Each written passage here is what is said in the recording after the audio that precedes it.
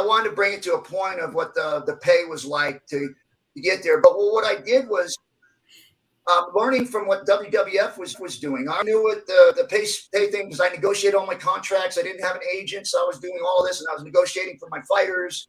And so I was just understanding how it all went, gates and merchandise and all these other things that went on. And then, of course, when I went into the UFC, there was pay-per-view and numbers and different things like that. So I'm trying to put all this together. And then I leave there and I go into WWF. And that was a huge learning experience for me financially. Yeah. Because what it did, it showed me what we could do with pay-per-view. Because at that time, nobody was getting points. Nobody was getting anything on the pay-per-view. It was just straight pay. So when I went back to fight with Dana, I basically deal with him because he couldn't pay me what I wanted to fight Tito. And I told him, I said, I'll bet on myself. And he kind of said, what do you mean? I said, I'll take it on the pay-per-view. And he was like, well, we're only doing like 30,000 buys. And I said, I'll do over 100,000. And he basically said, well, I'll pay you anything over 100,000 plus a guarantee.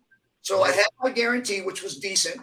And then whatever was over 100,000 buys, I made some pretty good points. And so the first time that anybody had ever brought any kind of numbers into the UFC where you were working and basically betting on yourself what the pay-per-view was going to bring in.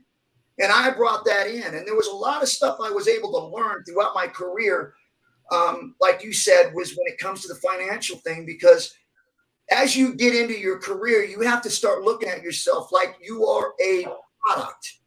You are a person who has to be accounted for financially. And if you get hurt, that product is no more being sold. So you have to make sure you take all these things into account, and you have to bet on yourself. Yeah. And you have to take care of yourself and making sure that you have these things in place. And because there was so much to it, that's when I actually hired my first agent, because I realized the more I focused on my career in fighting, especially in the UFC, because it was dangerous. It was something that you couldn't just do halfway.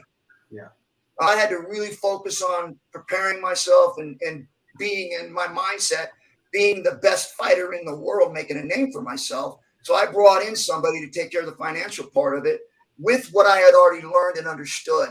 Thank you for watching the Hannibal TV. Please like this video if you enjoyed it, and click the subscribe button to not miss any of our latest shoot interviews, match videos, or news updates. Support us on patreon.com for $1.99 a month to watch our full shoot interviews ad-free and help our channel grow. Follow us on Twitter at the Hannibal TV for instant updates.